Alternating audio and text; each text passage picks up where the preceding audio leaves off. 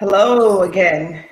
Welcome to another episode of Mothers Against Racism, a conversation about race from a mother's perspective. I'm Daniela Force, and this is my co-host, Donna Marshall. We have a very special guest, and I'm going to pull her in a couple of minutes. But we just want to thank you guys for sharing your time with us and listening to our shows, and hopefully our shows are enlightening your journey in trying to navigate through these murky waters of today's times. And we're very honored to have you guys with us. We, while watching the broadcast, if you have any comments, please type them on the side. If you have any feedback after the show ends, please email us or reach out to us and let us know. We want this to be a platform for you, our viewers out there. So if any information you want more, if there's anything you want more information on, please let us know. If there's any feedback you'd like to share to make our show a little bit better, please let us know. We're here for you. Or a lot better. Yeah, a lot better. So on behalf of my co-host, we definitely want to thank you guys for joining us. Our viewership has been great. Even if people are going back and watching it on their own, it's been really, really wonderful to have an audience so passionate about trying to eradicate this disease of racism in our country. And again, we thank you. Today, we have a very special guest. Her name is Julie Kay. We are going to have Julie pop in any minute now to kind of tell us about her story, her life. Julie and I have known each other for a very, very, very long time. And she's one of the first people that I've met that have reached down and helped others in her community. So I'm just going to go ahead and add Julie now. Hi, Julie. Hey, Julie. Welcome. Hi, Dania and Donna. I'm just so honored to be here. I was just saying, Julie, you're one of the first people I've met that really showed me the act of kindness when it comes to reaching out to your community and being a support system. And, Julie had a very successful Boys and Girls AAU program when my sons were young. And it was one of the first AAU programs my sons got involved with when we moved to Boston, which is where we spent 8 years. And just the kindness of her heart to, have this organization to keep the young guys and young girls off the streets and a place to really develop their skills and their talents and find a family away from their families. And it was really an honor to see her interact with the children, interact with the families, and be such a light and a hope and a resource to us all. So, I want to definitely thank you for being that for myself and my family, and still remaining a very strong thread in our fabric and keeping us together, and obviously having us move on in the world of basketball. Terrence is now playing for the LA Clippers, and me coaching women's basketball. You really remained a strong part of our lives, and I definitely want to thank you for that. Thank you, Dania. That's really sweet of you to say, and actually the kind of what we're going to talk about here today is really the reason that we created that AAU program, many years ago, is to create an environment for young people to be around children from all different types of backgrounds. That's right. And, of all colors, of all financial situations and different communities, and just learn and interact and enjoy, each other and learning about each other through the game of basketball, through sport. Definitely. Yeah. So, Julie, we've had several guests on from, mothers with different careers. We had the mayor of Gloucester on. We've had a judge, Christina Perez, on. We've had a sports mom. We've had an educator on last week, Deborah Johnson. We've had a creator of a podcast on, just mothers of all different types of career paths and goals who are really passionate about eradicating this disease in our country. And you, I think, fall into that because now you're a successful businesswoman, and you're constantly out there trying to change the world in so many ways through your organization and through your businesses. So tell us a little bit more about Julie Kay. Yeah, sure. It's not probably that exciting as maybe the basketball moms or the mayor of Gloucester, obviously. But so I'm Julie Kay. I'm a single mom of 3 children. I grew up actually in the Midwest. I grew up in a very rural area in Iowa, actually, and then went to the University of Iowa, moved to Chicago, and then have been living in Boston, however, now. Long as I've lived anywhere, actually, for 18 years. Mhm. So, I'm just, kind of, again, just very honored and love to kind of work very much towards building the world that we want, whether that be in the areas of global health to, racial injustice issues, to kind of just working with vulnerable populations around the world to, create the world that we want for our kids. That's really what it's all about. That's awesome. So, Now tell us a little bit. Oh, go ahead, Donna. no, it's okay. So Julie, when I first met you, which was, I don't know, 6-7 months ago now, we were, Julie was one of the people that was very active in helping us form our mission statement and help us try to define what Mothers Against Racism could be about. And she was very insightful, because what Julie hasn't told you yet is, go ahead. Yeah. So, like I said, I have 3 children. I have 2 biological children, Wade and Hannah, who are ages 21 and 18, and respectively. And then I actually have an adopted son, Henry, who's now 15, who was born in Ethiopia. His parents are no longer with us. They passed away actually shortly after Henry's birth. And Henry was adopted into our home when he was just 2 months old. And so for the past 15 years, obviously, Henry's been just an incredible part of our family. And, as we discussed when we were kind of brainstorming about Mothers Against Racism, and I've blogged about this. I do some work actually at the company that I work for with regards to kind of racial injustice. And, I have an opportunity to kind of see issues and how children experience them, and maybe have a unique view on what some of our responses should be and how we can work together, obviously, to solve it. So obviously your 2 biological children are white, and Henry's Black. And you've had Henry since he was how old again? What'd you say? Since he was So Henry came to us when he was just 4 months old. 4 months old. Yep. So how has that been for a white woman raising a black son? And I'll go all the way back to your first experience, bringing him home and bringing him around your friends and your family and your community. How was that experience like for you? Yeah. So, gosh, we as parents, right, we just love our children, and unconditionally. We might not like them sometimes, especially boy, but no, I'm just kidding. No. But I might hope they do homework a little bit more frequently. But we love our kids, right? And I've had this perspective that is just my children, the way that we've raised them is that just with love, opportunity, and hope. And whether it's my older 2 children or Henry, who's adopted, we've seen obviously how children can thrive with that kind of opportunity. Amen. And it's a beautiful story, I think, that my older son, so he was just 6 years old when Henry came home, and Henry arrived to us at Logan Airport. But we'd been talking about Henry's arrival for months. Okay. Yeah, but not necessarily about where Henry was coming from or what he might look like. I saw a little picture of Henry. But this kid, when he was 6 years old, was so excited to welcome his baby brother. He had no idea where this child was coming from, and he's 6 years old, right? Right. Anyway, he was so thrilled at the airport upon Henry's arrival. He was the first one to hold him. He was staring at the arrivals kind of board there for probably an hour or more, and just was jumping up and down for joy when Henry came. And obviously Henry didn't look like my older son, but he didn't care. He didn't care. He loved this little boy and his baby brother, and it was just unconditional. And I think that's how our children see the world.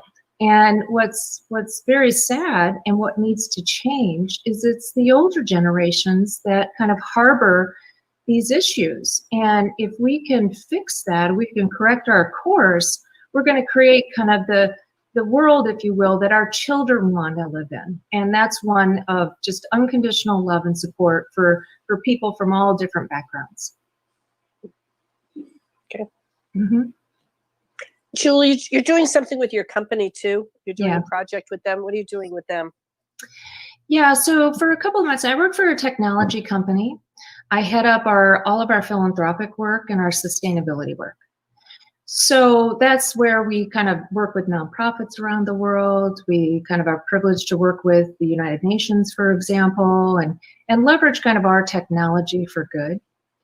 And the company has about 2,000 employees around the world, and actually is quite well known for kind of our philanthropic work. And it's supported by every member of our company. And the company actually started, like many great organizations, started something called employee resource groups a few years ago, whether it be an employee resource group focused on the LGBTQ community and kind of supporting colleagues that wanted to join that group. We have a Hispanic and Latinos group. We have a group that is focused on supporting kind of initiatives with regards to women in technology. And actually just about 4 months ago, we started our Black Alliance ERG. And so the group was started and launched, and I'm the executive sponsor of that. We have 2 leaders, 2 Black colleagues are leaders. They're fantastic, and they're very motivated to obviously kind of create change, not only internally at our organization, but externally as well. So we work with a lot of external organizations with regards to empowerment opportunities. We work with the HBCUs to help students actually learn kind of about careers in technology. And the thing I'm most proud of is that the group it has folks actually from all different backgrounds and in many different countries around the world even. It's not just a group that's actually for our Black colleagues, but quite honestly, we call it the Alliance because there are more white colleagues in this group than there are Black colleagues. And it's really a great testament, I think, because I think there are a number of people out there that want change and they want to work for change. And they don't see this as racism as a Black issue. They see this as an issue for our entire society that needs to be corrected. It's a disease that affects all of us. Correct. Yeah. So we now have a group of about 40 people that work on this programming, and we meet several times a month, and we have conversations and all of that. So yeah, it's just in a lot of companies are actually doing something similar, which is fantastic to see. That's great. Mm-hmm. Julie, I just want to kind of rewind back a little bit to your childhood growing up. Obviously, you said you grew up in Iowa, and we know Iowa is largely predominantly white, community, probably state. Donna and I always have spoken about people in our lives who have been influential in teaching us about diversity and making sure we grow up well-rounded and open to others and people of different culture and to respect and to love everyone. Donna mentioned her mom a lot in past interviews, and I've also mentioned my mom. Obviously, growing up in Iowa, were there any influential people in your immediate family or a friend or any exposure that you had to diversity which really trained and changed your thinking when it came to people of other races? I think it probably, the kind of the most influential person I think while growing up was my grandmother. Oh. And so yes, I grew up in rural Iowa, and it's very kind of white, homogeneous, kind of upbringing, if you will. But everyone was very kind. Folks were really actually quite happy at the time. There's a very large, obviously predominantly farming community. And I remember kind of growing up thinking that, just life was good. Life was, happy. We rode our bikes. Obviously there were issues kind of that people would face within their own families and such, but I had a very happy kind of upbringing, if you will, very uncomplicated, let's say that, right? And my maternal grandmother, actually, my cousin and I would stay a lot with my maternal grandmother, and she was very tough. She would wake us up in the morning, and we would be out picking strawberries and and kind of helping her in the kitchen or, with yard work, whatever it would be, housework. So she was very tough, but she was very kind. And she was kind to people from all backgrounds. There was a period of time when she ran a diner, and she would obviously be very gracious in her diner and serving kind of from all different kind of backgrounds. She ran a home for foster children, and actually brought in 2 boys who were foster kind of brothers, if you will, to my father. And in her way about going, she just loved people and loved kind of supporting people of all different types of backgrounds. And I think that's really kind of where my feelings towards supporting people, regardless of skin color, regardless of kind of backgrounds, if you will, or financial upbringings, we need to support one another to obviously bring that opportunity forward for everyone.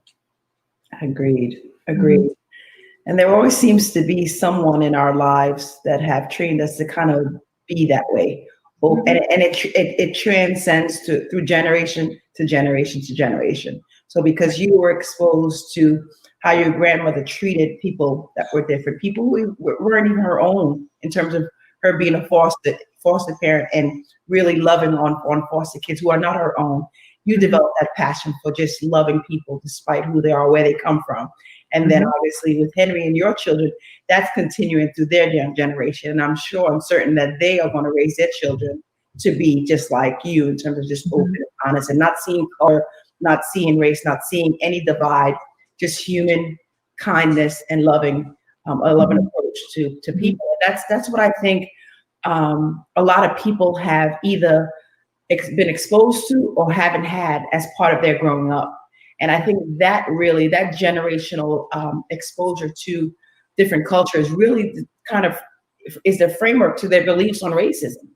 And I just personally think that the more we do the research, and the more I talk to a lot of people, that when not only white people, but when white people are exposed to others at a young age and have been taught by, whether it's their friends, their family, their community, to be open and loving and just embrace other people, that's one way we can eradicate racism.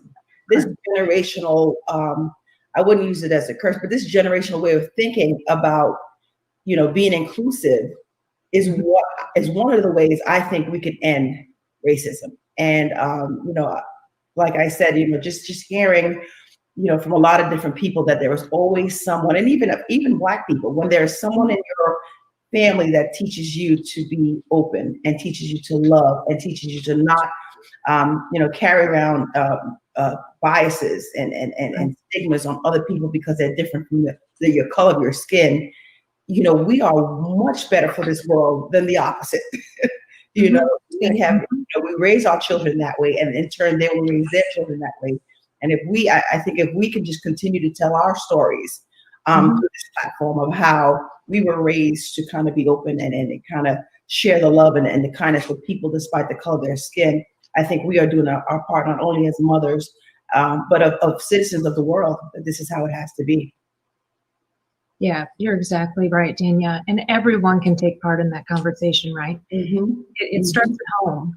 And it starts with having kind of the belief that there's opportunity, for all people. And there's enough opportunity to go around. It's like the sunshine. It's not a zero-sum game, right? Yes. And that there doesn't have to be any kind of either kind of negativity or bias against another type of person, simply because you're feeling disenfranchised yourself with your own kind of maybe, existence.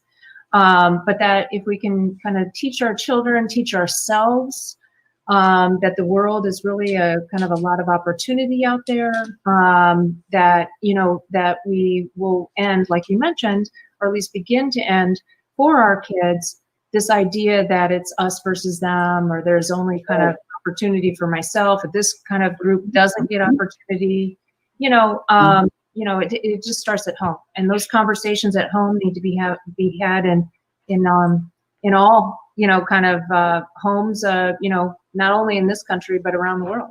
And, you see it, and this is obviously kind of the positive nature of it, obviously, of looking forward, of kind of, again, building the world that we want, and kind of teaching our children, teaching ourselves to be inclusive and to include, kind of everyone in their lives, if you will, on an equal playing field. Okay. Do you want to talk about Henry a little bit? Sure. Yeah. Now, that being said, obviously, there's some very serious issues that need to be addressed, right? And, Dr. Kindy, for example, who spoke to our company, who heads up the Boston University Center Against Racism, and his book, How to Be an Anti-Racist. We can no longer afford to just be not racist, but we do need to be anti-racist. So we can talk about kind of what that means and how we can proactively change the ways and laws and situations that exist, obviously, for different people and different groups of people, unfortunately, that are suffering greatly at the hands of either the police or what have you. But we need to obviously address the very serious issues as well. So with regards to Henry, and I think that, again, the kind of like feeling that we have the opportunity to build an inclusive society that enjoys and shares in the opportunities for all people, and build that world for our kids, because it's what they want, it's how they see the world. I remember asking Henry, and we talk a lot. We talk very, very openly, and we talk a lot about these issues, and because it's front and center, right? It's on ESPN. It's on. If you're watching an NFL football game, and you're watching the playoffs. Unfortunately, the Clippers didn't make it to the playoffs. We were rooting for them. Too soon. But anyway, it's everywhere, and you need to have conversations about this, and that and it's a situation that we all can work towards correcting. But so Henry, I remember one time, this was on Mother's Day actually, and I asked Henry, Henry, do I look different to you? And he was, gosh, this was probably when he was like 6 years old, right? So this is 9 years ago. So here's this little guy going to first grade, and raised in a white family, raised in a white community, predominantly white school. And I asked Henry, do I look different from you? And I might lose it here, but so as context, we had a nanny that helped me raise the kids, and thank God for her. Kim, who's still just a very dear friend for us, actually somewhat like a little sister to me, who is blonde like myself, and she's married actually to Ramon, who's Dominican, who's very dark skinned. And so Henry was obviously kind of very much involved in kind of Kim and Ramon's courtship and eventual marriage. He was the ring bearer in their wedding. In any event, he was a big part of our lives. And I asked Henry, as I mentioned, do I look different from you, Henry? And he said, Mama, when I look at Kim and Ramon, they look different. But when I look at you, you don't look any different. Oh my gosh. And here's a 6-year-old little guy, right? Who just, who said, I don't look different from him. And I really believe that. I don't think he sees me looking as different. And that's just, I think, a story of just the power of young people and children and how we're born. Racism is taught and it's driven into people from our systems, from our unconscious bias, from just horribly, kind of historical kind of situations that our country and actually the world has experienced.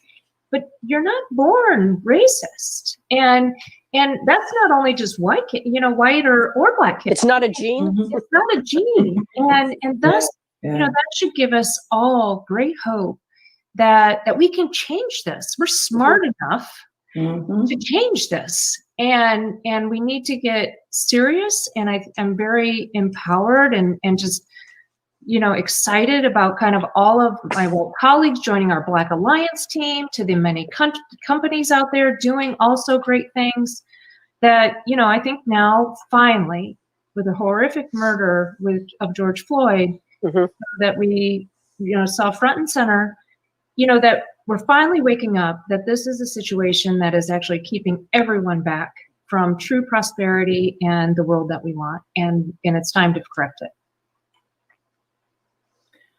Now, obviously, that's Henry and your family and everything about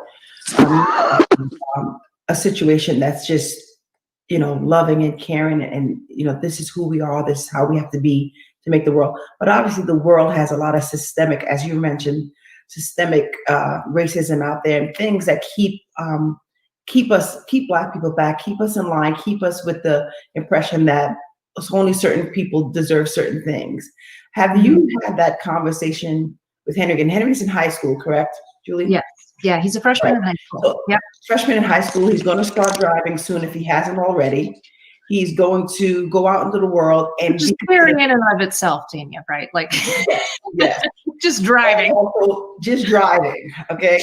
And also just, going out in the world and being perceived as a Black man, not a Black man that's grown up in a white family and in a white community, but simply just a Black man based on the color of the skin. Have you had that talk with him? Are you preparing him for those situations? And talk a little bit about how systemic racism can, affect, someone like Henry, and how you're preparing for that. Yeah, and you and I have had this conversation, as well. And I'm just obviously very in awe of how you've raised your boys and what great young men they've turned out to be. So you're an inspiration to me. I'm scared. I'm terrified. And because we have had those conversations, and he's at that kind of, this is what you're balancing, right? You're balancing a young man that is all kind of like, you want them to be strong. You want them to stand up for themselves. You want them to kind of see, situations and work to correct them. But yet you also, with regards to the issue of maybe Henry once he's driving, which that's a whole nother kind of fear. But, once he's driving, if you were pulled over by the police, how to respond to that, and respond not with all of your strength and kind of what we typically teach our young man to be, but to actually, respond actually a little bit more docile than maybe we, maybe have to instruct our white, sons to respond to. And so, I'm scared. I'm terrified. I'm just kind of working with, like you all, and listening to the different podcasts and reading and just having conversations with Henry on a regular basis, and just, figuring it all out. And that's part of kind of the environment that we have to change. We have to change this kind of the laws and the systems and that are creating the need for us to have that conversation, right? We have to have that conversation because those laws aren't changed yet. But we have to change that system. And so, but I'm scared, just, very quite honestly, very, very frightened. We had a situation at Henry's school a couple years ago, and I'm actually very, very proud of the school's kind of response to this situation. And so we would watch, Henry and I together, the LeBron James series on HBO, right? The Shot. And just a very enjoyable television show to watch together. And I remember after an episode, there was a time at Henry's school that he was in the lunchroom, and another classmate of his said to Henry, you sound like you're from Zimbabwe. And Henry's response was, well, you sound like a racist. Go, Henry. Go. One for Henry. How old One was for he? Boy. Oh my gosh, I'm so proud of this kid. So proud of this How kid. old But was- how old was he? that right there, though, that's what we want our kids to do, right? Mhm. That's not what we want them to do if they were pulled over by the police and they're sitting in their car behind a steering wheel. It's the That's exact right. opposite.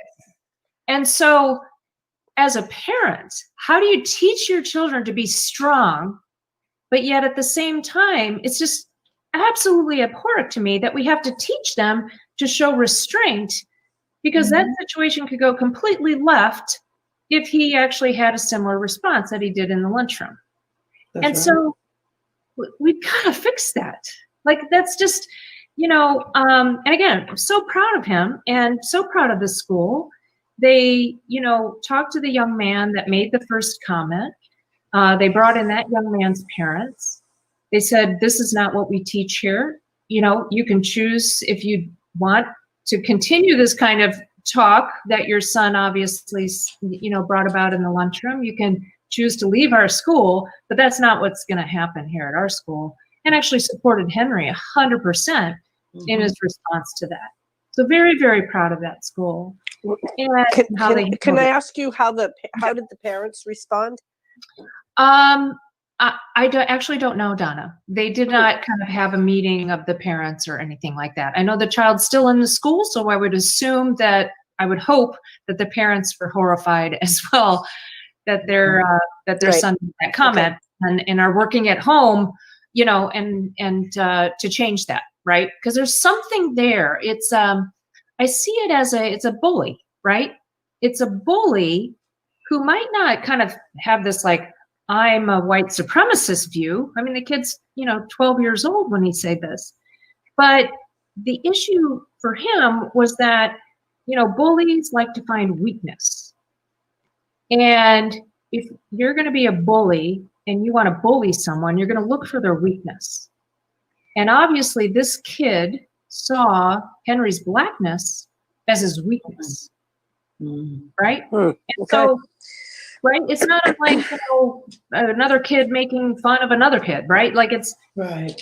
bullies find weaknesses. And so what is getting taught to our children? Because they're not born that way. What is getting taught to our children to see black as a weakness and to be something, be somebody that wants to kind of continue to purport that? And so, the conversations like this that you're having with Mothers Against Racism and, other podcasts as well, and books and conversations, it's the only way that we're going to change, kind of this conversation and this mentality, and as it starts from our homes. Okay. So we were talking to the mayor of Gloucester, and she brought up something, and this was kind of like, a light went on for Dania and myself. And she said, you could have the very nicest home, and it's peer pressure that is going to affect, comes into play with racism also. And we were like, it's just not at home. I mean, for me, that was and that's something she's dealing with in the city of Gloucester, is racism, and as part of bullying. And it's, and she said, I bring the nicest people into my office, that they're the kindest, nicest parents. And then we have this issue of, racism being developed within peer groups. Online now, especially with everyone online, schooling remotely.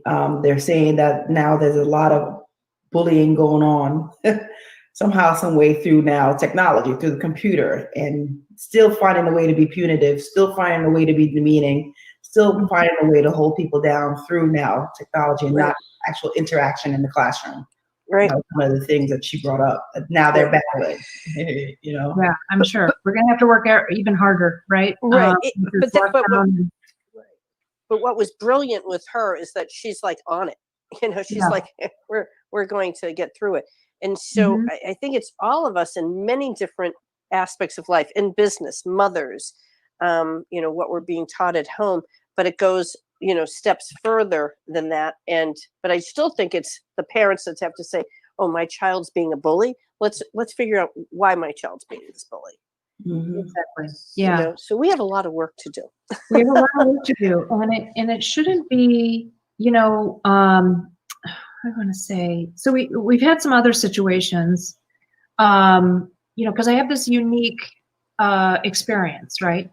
Whereby when I go into a store with Henry, for example, most people don't assume that he's there with me.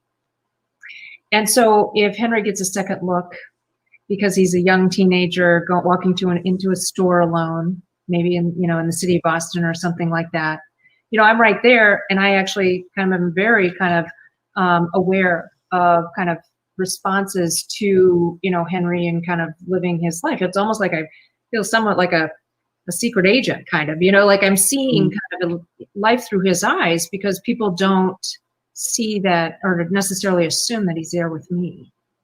Right. And it happens, unfortunately, more than you'd expect. The kind of the looks of, why is this gentleman in the store by myself?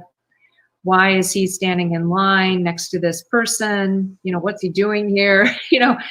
And I used to maybe just kind of talk with Henry about it. Let's say when we got back in the car or something like that, or just kind of think like, oh, it's that person's loss, right? This is an amazing kid, and if that person wants to see the world this way, and Henry this way, my son this way, it's their loss.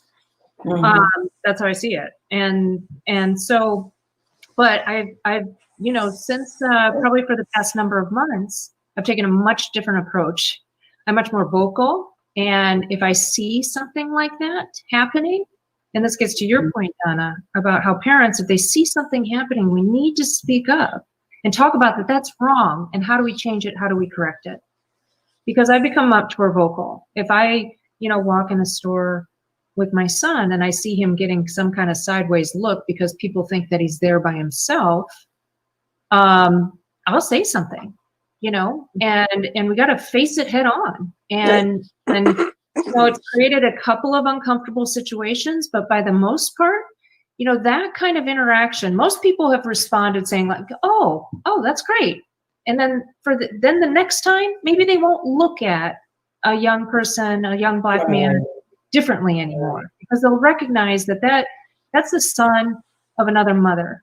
And, it doesn't matter what the color of his skin is. I'm not, maybe they'll begin to learn and chip away at this kind of racism block, if you will, or block of unconscious bias that exists over time, by understanding that, it's wrong. And that's, I think, work that we all can do, of pointing out situations that are wrong. That person, may or may not respond well, but it's up to all of us to fight this disease, like you said before. I agree. I agree completely with us no longer sitting back and allowing them to impose their biases and their thoughts and their hatred on us. We are now standing up for ourselves. And, we talked about, the Black Lives Matter movement becoming more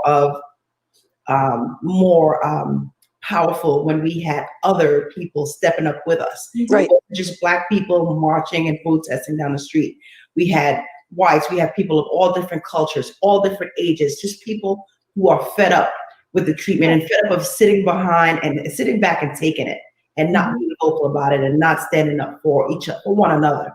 And as mothers, we have to do that. We have to stand up for each other. So in that situation, not only did you stand up for your child, but you also stood up for someone else's child who may be in that situation at a store. And now that person is going to be a little less hesitant to approach this kid, because they remember, listen, I can't assume that this kid is here for, to steal or to do anything. Some nefarious reason. This is somebody's child.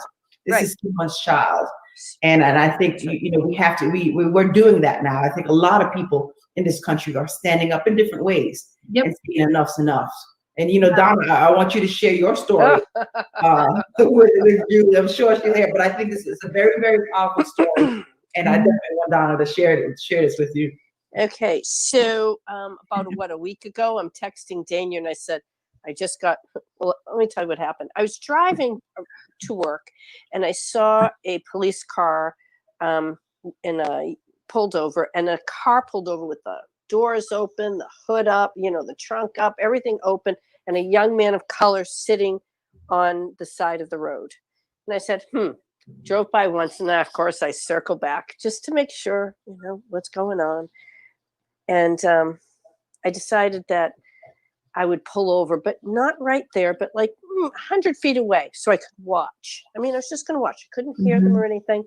And so I'm watching. I'm watching this young man have a field sobriety test. It's 11 o'clock in the morning. And I just said, okay. And he's sitting there, and I could tell he was being very cooperative, everything, could tell from the mannerisms. And finally, the police officer was so angry with me watching. He came storming up to me and said, I want your license and registration now. He said, what are you doing? And I said, I'm just observing. Nothing wrong here. And he was so angry with me. He ended up giving me a ticket, Julie, but I didn't leave. And it was very apparent that this kid, this young man, he obviously had passed the field sobriety test because he wasn't in handcuffs. He obviously had a legal car because his plate had been run, and there was nothing in his car. So I'm like thinking, and I said, is this young man in trouble? And he said, yes, I'm trying to determine his accurate name. And I just said, wow, okay. So I waited it out. But you know what? It was, for me, it was like just, yes, I got a ticket. Yes, but he tried so hard to intimidate me, but I'm not easily intimidated. I stuck it out. But this was someone's child, not my child, but this was a child of someone. And maybe, just maybe, the old white lady watching, maybe, that I wasn't going to interfere, but I was going to watch just to make sure the kid got a fair shake, got to drive away. Right. And I'm not suggesting we all do this. This is what I chose to do. And you know what? I'm going to do it again. But I learned from it how to maybe handle a little bit better because I was a little bit fresh. I don't need to be fresh. And so I think I'll be a little bit more polite. And right. But what I'm saying is that I think that we have a responsibility, for me as a white person, to say, that's someone's baby. Correct. And you were doing a double service there because, and this kind of is how I feel. It's so great, Donna, is that you were not only, and this is kind of how I feel about Henry, right? So up until maybe like 6 months ago, my main concern was making sure Henry was okay. If there was a situation, my focus was on him, right? As a mother. And now and like for yourself and stopping, to kind of watch, and watch over that, situation unfolding there, your first instinct was, I want to help this young kid, right? I want to make sure he's okay. But then the added layer that we all need to take on is that now we also need to face the folks that are actually causing the harm. Yeah, that's right. And with a gun. It's not anymore okay to make sure that kid's okay, to make sure that just my son's okay. I want to change the minds of the people that are causing and doing the harm, and or the systems and the laws and the processes that are causing the harm. And that's what we all can do. And that's all what we all should do. This is not the kind of world that we want to live in. And we don't want to leave this kind of world to our kids. And it's up to our generation, I believe, to change it. And, that's right. Because we see maybe our parents and generations before us, maybe not thinking the same way or as inclusive as we do, but we know our kids want that kind of world, and they deserve it. They deserve it. Our generation that has a responsibility of correcting it. And we have the opportunity to. And what was disturbing to me is if this man was so angry, and I'm saying, wow, he's so angry. And of course I have a clean driving record and, nothing wrong with my car was registered and insured. But, it's just a matter of that he tried his hardest. He said, you're going to be sorry you stopped and watched today. And I'm like, no, I'm not. I mean, I'll pay the ticket. Good for you. Well, I think, and I'm not suggesting everyone do what I did, because I feel comfortable I feel comfortable doing things like that. Mhm. And I'll continue. And if I see it again, I'll do it again. But Right. I think that if people know we're going to watch and make sure that that child gets to go home, Mhm. I don't know. Maybe it'll make a little difference. I Mhm. don't know. I hope so. I think so. Well, you know, I But- did but- it. You know, I did it, Donna. You Yes. know, I did Yeah. it. You know, Yes. Martin got Right. stopped about a mile from my house and called me and said, "Hey, Mom, I just got stopped by the police for speeding." And I shot out of my house like a bat out of hell and got to him in probably 0.2 seconds, a mile down the road. And I simply said to the officer, "Hey, officer, that's my son. Do you mind if I just sit and wait while you process, you do, And he was like, "Oh, sure, that's fine. Just turn around, pull up in front of him. You're welcome to wait." And I was on speakerphone with Martin, and I heard the cop engaging with him. He came back. He said, "Yeah, we just ran your license. Everything's fine." He's like, "Wow, you're really 6'7". Wow, you're pretty tall. Do you play basketball?"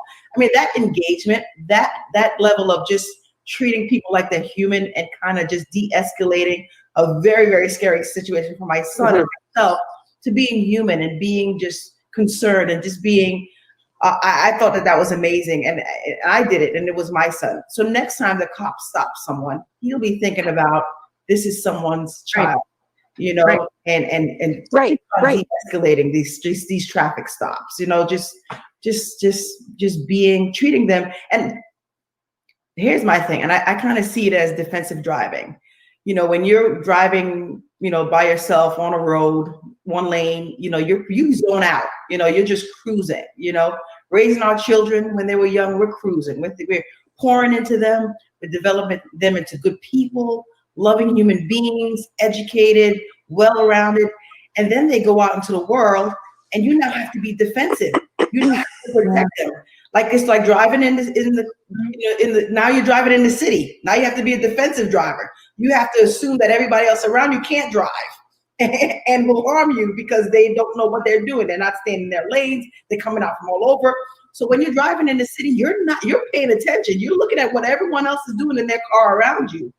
And I kind of see that as my children. I now need to be defensive. I can't coast with raising them. I now have to think beyond their world, think beyond their eyes, put on lenses of other people that are going to approach them.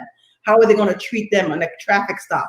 How are they going to treat them when they go into a store? How are they going to treat them when they go apply for a loan? How are they going to treat them when they, apply for, want to sell their house? Like, I now have to be defensive as a mother and think about things that they're probably not even thinking about because they've grown up in a world where they were cruising and mama was driving. But now they're out there, and I have to there's so many antennas that I have to keep up as a mother and worry about as a mother with a Black child in America. That it's so exhausting. It's stressful. My kids aren't with me 24/7 like they were when they were children, and they're out in this world. So I have to be so much more defensive and think ahead of them and prepare them and protect them, and it's completely exhausting, and that has to change. So, Julie, when we're talking with Wanda Durant, she even made the comment that she is always nervous when her very famous son is out driving. Anyway, well, hopefully these conversations will change, will move the needle, and change some minds. And I always believe when you hear someone's story and you get to know who they are, you have a sense of what they've been through, and a little compassion, a little empathy for them. And it might change, your mind. It may not change, the mind of your mean uncle on Thanksgiving who's a complete racist, but it might change your perspective and you within your community, within your family, and even raising your children to be just decent human beings and to be loving and caring. And I think that's all we want as mothers. We want our kids to have a fair chance at this life, this beautiful American dream. People have died to try to come over to America to have that life, a better life from where they are. Mothers have left their children back in their countries to come here and be stable so they can bring their children over. I mean, it's a wonderful country. And I don't want anyone to think because we're standing up for racism, we're anti-American. No, quite the opposite. We believe in the American dream. We believe in our Constitution. And it should be for every person in this country, not just white, not because you're different, but it should be for every person. And we have to keep moving and fighting for that. Exactly. You're absolutely right. And, you know, and circling back then to how we started this conversation with regards to sports, undoubtedly, Dana, that policeman that stopped your son Martin probably played sports growing up. And he was exposed to different kids of different backgrounds and different colors, and learned that you all got to get together to achieve the goal, which is winning the game, right? Donna, the gentleman that probably you were watching over, didn't. He didn't have that exposure as a young kid. It doesn't make it right, but he didn't have that exposure as a young kid. And I think that, you know, if we understand kind of the ways in which we could change, you know, the minds and the hearts and kind of the way forward, you know, we can do this. And you're absolutely right. I believe in this country. I believe in the world that we want. And there are more good people than bad. Yep. Bad people tend to be in a position of power or very vocal on Twitter right now, but you know, there's more good people than bad. And so we just have to be also as loud and vocal as the people that believe differently than us. And we'll drown out their voices. I very strongly believe that. And right. So the thousands of people that drove by that young man watching that scene unfold, we can't just keep driving by. This is no longer a drive-by. Correct. Yep. No longer okay to stay silent. Right. Definitely. Well, this has been a great conversation. Julie, so good to see you. Yeah, it's very good to have you back involved. And you know, like I said, like I started a broadcast off with, just commending you on being a real advocate within the community when I was involved with being in your life and in your circle, and just to hear and watch you not only extend that to the community, but also within your own family, that love and caring, open and honest, and inclusivity that the world demands. And to honestly hear that you're doing it within your own company right now, and your own corporation and your businesses. So you are a tremendous person. You are a great, great mother. And we're so happy to have you on our show. And thank you for your time. Yeah. Hey, we'll send you a shirt. Oh, she has a shirt. Oh, you have one. Oh, okay.